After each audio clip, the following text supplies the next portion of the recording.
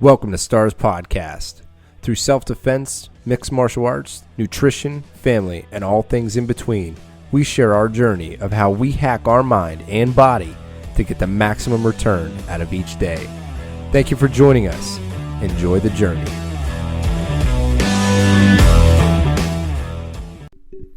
Yo guys, how's it going? This is Ron Jordan coming at you from Rocinante Studios out of Slippery Rock, Pennsylvania.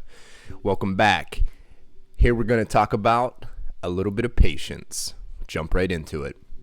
Win with patience.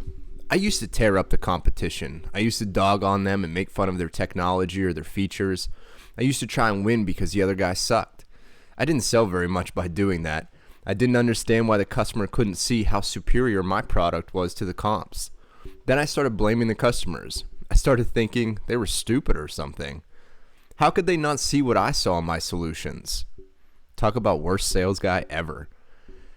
I can't pinpoint where I heard the saying, but I remember the saying. If you are helping others make money, then you never have to worry about money. This is part of it, but not the full picture.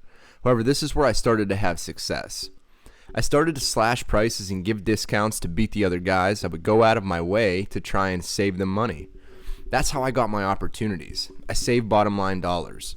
From there, I created relationships by always being available, always changing my schedule to fit their needs, and always being transparent with the customer. Sometimes I was a little too transparent, but I figured give them the information and they can make decisions for themselves. See, by being authentic with my interactions with them, they started to gain trust in me. I stuck it out for years like this. I didn't make hardly any money the first few years of my career.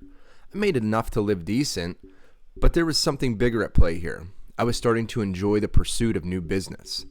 I welcomed competition because I started to gain an understanding about what my customers needed and their desires because I was listening to them and not trying to sell them. I was creating bonds. I was creating deeper connections with them. I was not doing this as a manipulation tactic. Some of them still never bought from me. A lot of them did, but some still did not buy anything. Granted, I didn't spend a whole ton of time with those folks that didn't spend any money, but I sort of know why. The other guy already created those relationships there, and they were winning that battle. I stayed connected, though, in case that other guy retired or they couldn't meet some need. See, listen, being a solid number 2 option is better than nothing at all sometimes. Getting to that level took me roughly about 4 years to accomplish. I went to the trade shows, did trainings for the up-and-coming talent for free for years. Hell, I still do that. I put myself out there not gaining anything except knowledge about the customers I was serving. That knowledge helped me in my delivery and my approach to other customers. You know what I figured out? They're just normal people with bosses that want certain things out of them. They're no different than I am. They have goals in their job. Maybe I can help them meet that. Maybe I can't. Maybe my competitor does it better. However, by sticking to the plan and learning more about the customer's needs, I'm now able to help them, guide them, protect them, and now they trust me more. The last couple of years of my business has been amazing, but I had to be in the business for years before I was comfortable enough to even start to challenge my customer and have that be respected. If I have tried that early on, I would have had no clue what I was talking about, and I probably would have been laughed out of the office. All of this newfound confidence came from time in the trenches. I was always told by my dad, just put in the time, put in the time, put in the time. He told me that 1,000 different times in my life. And you know what? That time in the trenches is what helped me succeed. I put time in because I wanted to succeed at this thing. I wanted it more than I wanted the money. I wanted to be a resource more than a salesman. When that transition happened, I transitioned into more money somehow. What I'm trying to tell you is being caring and being genuine human being matters in the business world. Cutthroat tactics are short-term thinking.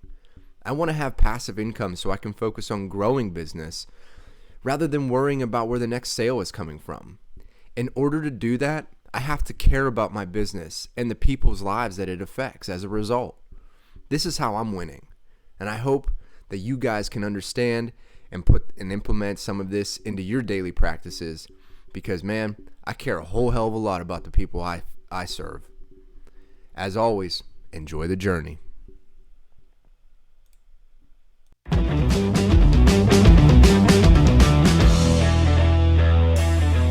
So the journey has begun.